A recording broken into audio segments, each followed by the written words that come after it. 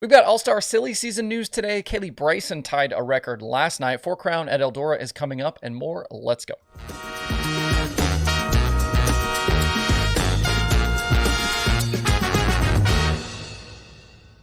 It's Friday, September 23rd. I'm Justin Fiedler. This is Dirt Tracker Daily. We did it, friends. We made it to the end of another week. And what a week it was, too. We've talked slide jobs, the droop rule, late model tech, racetracks on the brink, all kinds of stuff. If you've missed any of the shows this week, I definitely recommend going back and catching up before the weekend gets going. And speaking of the weekend coming up, lots of racing to talk about around the country over the next couple of days. The Four Crown weekend at Eldora starts tonight, but before that gets underway, we had USAC Sprint Cars and Midgets at Gas City last night for the James Dean Classic.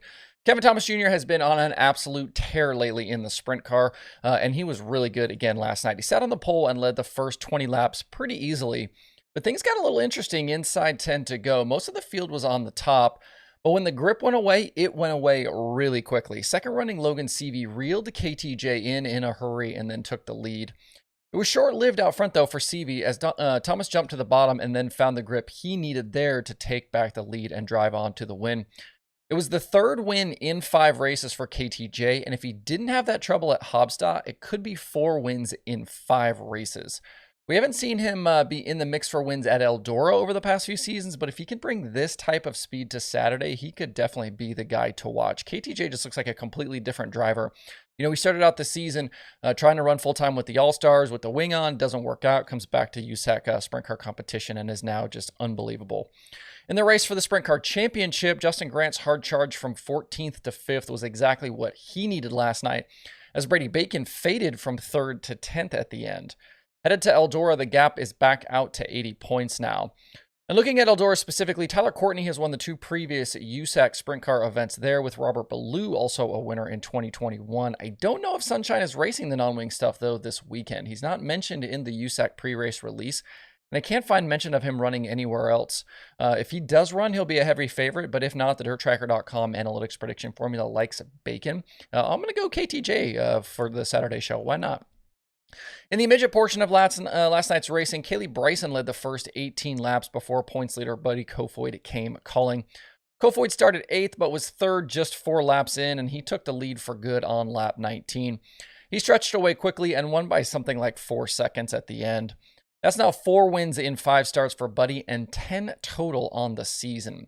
Buddy's the first driver to get double-digit wins in a midget season since Rich Vogler did it in 1988. That's an incredible span of years there.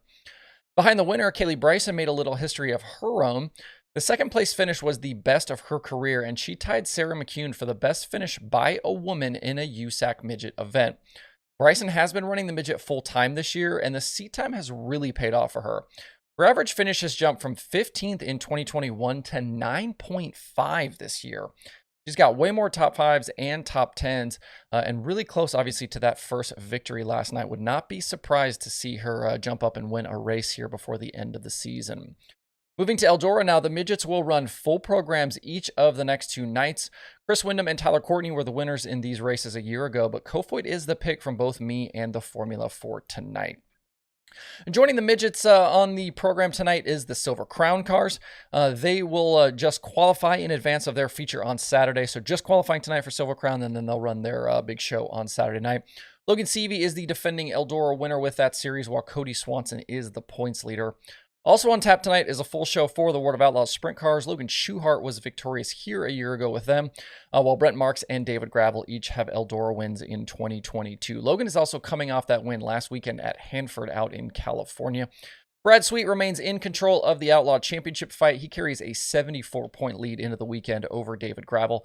It's also 94 points back to Carson Macedo. Just 11 race nights remaining for the World of Outlaws. The formula likes Macedo tonight, but I'm going to go Gravel. And on Saturday at Eldora, we'll get full programs for the midgets and the sprint cars, and like I said, the Silver Crown feature, and then we'll also get a full show for the All-Star Circuit of Champions. Tyler Courtney is on his way to the All-Star title, so no drama there with 3 races left in 2022. Rico Abreu won the All-Star race during Four Crown a year ago and will be back in the field this weekend to try and repeat.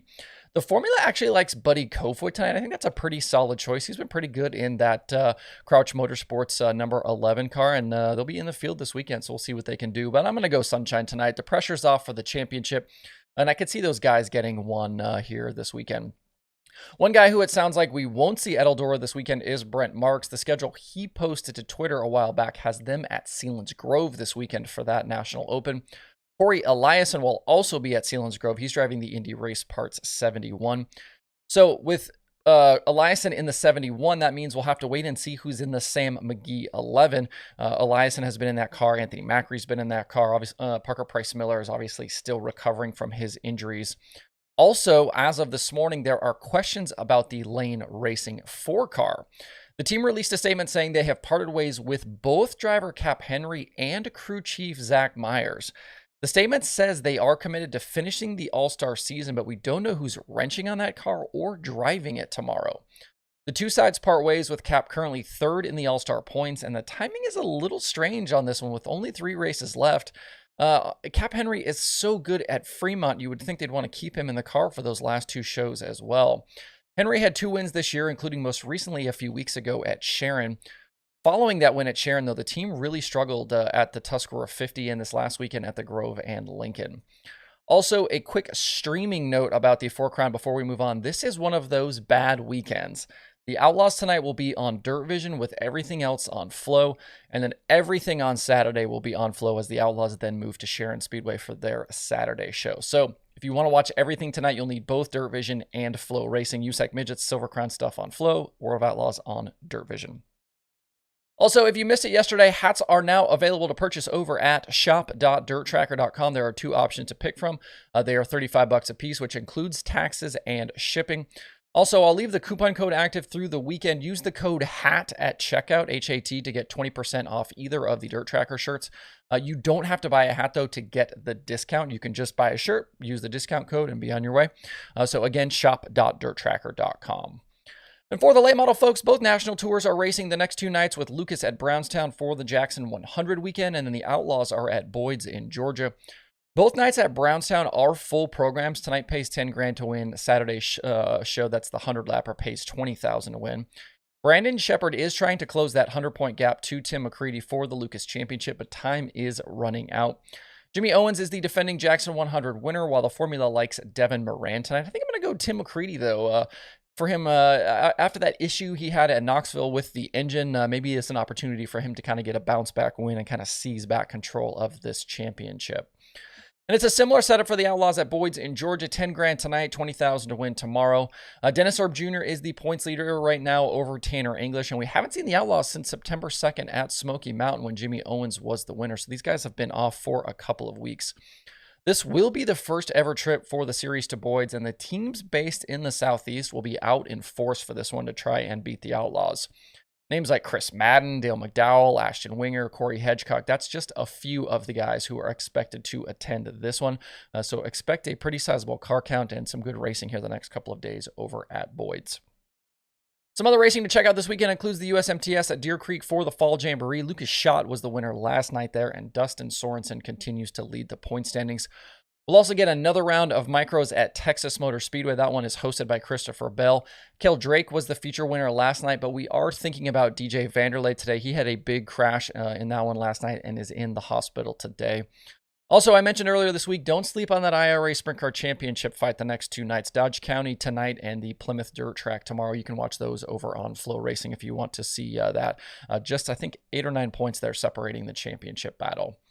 If you want some more content today, check out the new Conversations episode I posted last night. This one with Dirt Track Digest Mike Mallett. We talked last week about the kind of current state of the Northeast Modified situation. And so, we get into that a bunch with Mallett. We talk about the incredible season for Matt Shepard. We also get into a ton of stuff around the business of streaming. Mallett's Dirt Track Digest has ventured into streaming in the last couple of years, and they've kind of got a little bit of a different model. They don't do the subscriptions. They do a lot of pay-per-view stuff. So there's a lot of information, a lot of insight in there, and kind of dealing with the racetracks and why they do things the way they do them. If you want to check that stuff out, it's over on the YouTube channel and in the podcast feed right now. The streaming schedule for the weekend is super packed. All kinds of stuff. Includes all of the racing I talked about here just a few minutes ago and a whole lot more. And I think just about every service has something going on over the next 3 days. If you want to get the full picture of what you can watch, head over to dirttracker.com/watch tonight. That's it for the show today. Enjoy the dirt racing weekend ahead. Please hit that like button on these videos. Subscribe to the show if you don't already. We've busted through 8,500 YouTube subscribers. That is insane to me. The 10,000 mark is definitely in play before the year is out. That's definitely the goal. Thanks to everybody for tuning in this week. Appreciate all of the messages, emails, tweets, comments on the YouTube videos, everything you guys do on a daily basis. Hopefully, we're providing a service for you. You guys enjoy what we're doing here. But thanks for tuning in. We'll be back on Monday for more Dirt Tracker Daily.